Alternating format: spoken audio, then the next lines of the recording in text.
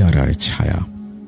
তারপরে তিনি বলছেন, আসসালামু আলাইকুম রাসেল ভাই, আশা করি সবাই ভালো আছেন। প্রথমেই আমার অন্তর থেকে শ্রদ্ধা ও কৃতজ্ঞতা জানাতে চাই আমাদের প্রিয় রাসেল ভাইয়ের প্রতি।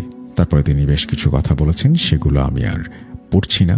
তারপরে তিনি লিখছেন, আমার বড় চাচা, যার নাম আফরাজ হিসেবে আমি এখানে উল্লেখ করব, তিনি ছিলেন অত্যন্ত শান্ত, দায়িত্বশীল একজন মানুষ, কিন্তু একসময় তার জীবন একেবারে অন্ধকারে নিমজ্জিত হয়ে যায়। প্রথম দিকে মনে হচ্ছিল হয়তো মানসিক চাপ বা শারীরিক কোনো অসুস্থতার প্রভাব, কারণ আফরাজ হঠাৎ করে রাতে ঘুমাতে পারছিলেন না। রাতে ঘুমের মাঝখানে হঠাৎ উঠে যেতেন, তার চোখে ভয়ানক অন্ধকার জমে থাকত, আর ফিসফিসিয়ে তিনি বলতেন, তুই আমাকে ছাড়বি না, তুই পালাতে পারবি না। প্রথমে আমরা ভাবলাম এটা হয়তো তার মনস্তাত্ত্বিক কোনো সমস্যা, কিন্তু সময়ের সঙ্গে সঙ্গে তার অবস্থা ক্রমশ ভয়াবহ রূপ নিতে থাকল। রাতের বেলা তার ঘর হঠাৎ করে প্রচণ্ড ঠান্ডা হয়ে যেত, বাতাসের ফিসফিসানি বাড়তে থাকত, আর একাধিকবার ঘরের দেয়ালে অদ্ভুত ছায়া দেখা যেত। তার শরীরেও অদ্ভুত পরিবর্তন আসতে শুরু করল। হঠাৎ হঠাৎ তার শরীর ঝাঁকুনি খেত, মাঝে মাঝে সে নিজেই অকারণে রাগ ও আতঙ্কে ফেটে পড়ত। একবার আমি নিজে তার কণ্ঠে এমন এক ভয়ঙ্কর আওয়াজ শুনেছি যা মানুষের নয়, সেটা ছিল এক গভীর ঝাঁঝালো ও গর্জন ধ্বনির মতো, যা আমাদের সবার রক্ত শীতল করে দিয়েছিল। কিছুদিন পর এক রাতে যখন আমরা সবাই ঘুমিয়েছিলাম, হঠাৎ করেই ঘর জুড়ে এক অদ্ভুত গন্ধ ছড়িয়ে পড়ল। বাতাস হঠাৎ করে জমে গেল, ঘরের বাতাস ঠান্ডা হয়ে গেল।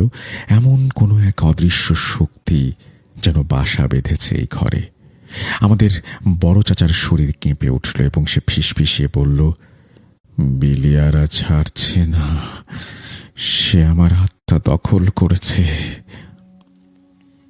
আমাদের ভয় ও হতাশা ও হতভম্বতার সীমা ছুঁয়ে গেল।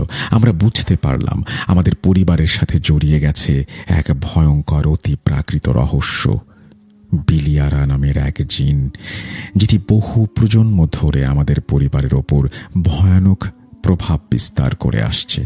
বিলিয়ারা এমন এক শক্তিশালী সত্তা যা শুধু শরীর নয়, মন ও আত্মা দখল করে ফেলে। তার উপস্থিতি কোনো সাধারণ প্রার্থনা বা তাবিজে সারানো যায় না। আমাদের পরম চেষ্টা সত্ত্বেও সে যেন আরও শক্তিশালী হয়ে উঠেছিল। আমরা এক দীর্ঘ সংগ্রামে প্রবেশ করলাম, যেখানে শুধু আমাদের বিশ্বাস আর সাহসী ছিল একমাত্র অস্ত্র। প্রতিদিন দোয়া পড়তাম, পরিবারের বড়রা বিশেষ করে আমল করত, কিন্তু পরিস্থিতি যেন আরও ভয়াবহ রূপ নিতে থাকল।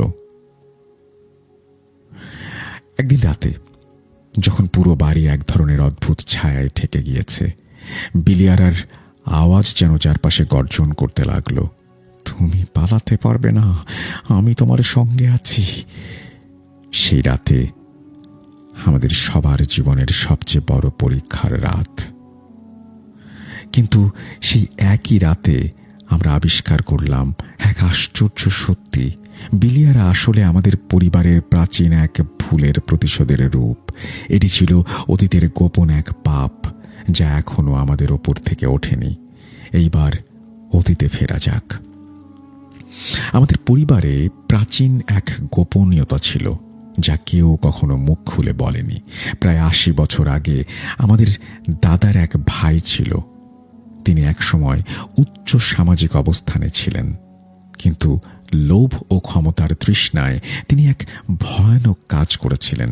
এক বৃদ্ধ পণ্ডিত বা আধ্যাত্মিক ব্যক্তিকে বিশ্বাসঘাতকতা করে হত্যা করেছিলেন। সেই বৃদ্ধ পণ্ডিতটি ছিলেন এলাকায় খুবই সম্মানিত একজন মানুষ এবং তার ওপর অনেকেরই আস্থা ছিল।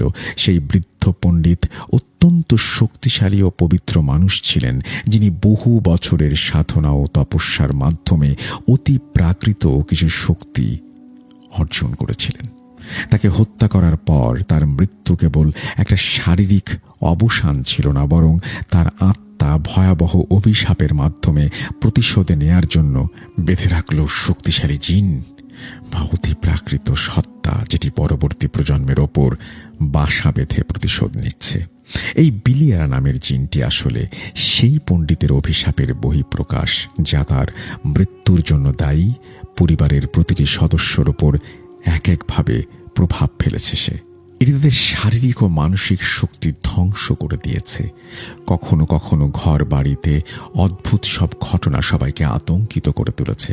আমাদের পরিবার এই বিষয়টিকে গোপন রেখেছে, কিন্তু সেই পাপের ফল আজও আমাদের ছাড়ছে না। আফরাজের ওপর বিলিয়ারার বাসা বাঁধার পেছনে এই প্রাচীন অভিশাপ ছিল মূল কারণ। এই অভিশাপ যেন তার মন ও শরীর দখল করে নিয়েছিল এবং তাকে ধীরে ধীরে বিধ্বস্ত করেছিল। আমরা যখন এই সত্য জানতে পারলাম, তখন বুঝতে পারলাম যে শুধু আধুনিক চিকিৎসা বা সাধারণ প্রার্থনায় এর সমাধান সম্ভব নয়। আমাদের অতীত ভুল ও পাপের মুখোমুখি দাঁড়িয়ে তার প্রতিকার খুঁজতে হবে। আমাদের এই লড়াই শেষ নয় যতক্ষণ না আমরা আমাদের অতীতের এই ভুলের দায় স্বীকার করে সেই পাপ থেকে মুক্তির জন্য সত্যিকারের প্রক্রিয়া শুরু করব। আমাদের এই ভয়াবহ লড়াইয়ের মধ্যেও আমরা শিখেছি এক মহান সত্য: আমাদের অতীতের ভুল ও পাপ যতই গোপন রাখা হোক, তার প্রতিফলন আমাদের জীবন থেকে কখনো মুছে যায় না। বিলিয়ারা শুধুই একটি জিন নয়, এটি আমাদের পরিবারের ইতিহাসের একটি অবিচ্ছেদ্য অংশ, যা আমাদের প্রতিনিয়ত স্মরণ করিয়ে দেয় সত্যের মুখোমুখি হওয়া ছাড়া মুক্তি সম্ভব নয়। আমরা জানি আমাদের লড়াই এখনো শেষ হয়নি, তবে আমরা দৃঢ় প্রতিজ্ঞ যে একদিন এই প্রাচীন অভিশাপ থেকে আমাদের পরিবার সম্পূর্ণরূপে মুক্তি পাবে। সেই দিন অবধি আমরা একসঙ্গে ভালোবাসা ও ঐক্যের মাধ্যমে নিজেদের রক্ষা করার চেষ্টা করব।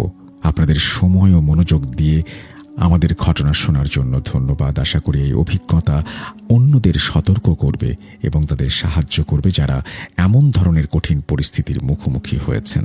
আপনাদের সবাইকে জানাই আন্তরিক শুভকামনা। আলী হাসান আশরাফ, মোহাম্মদপুর, ঢাকা। এই বলে তিনি তার ঘটনা শেষ করেছেন। যদি ঘটনাটি আপনাদের ভালো লাগে অবশ্যই আমাদের জানাবেন, ভালো না লাগলেও আমাদেরকে জানাবেন। আমরা চলে যাব আমাদের পরবর্তী ঘটনায়।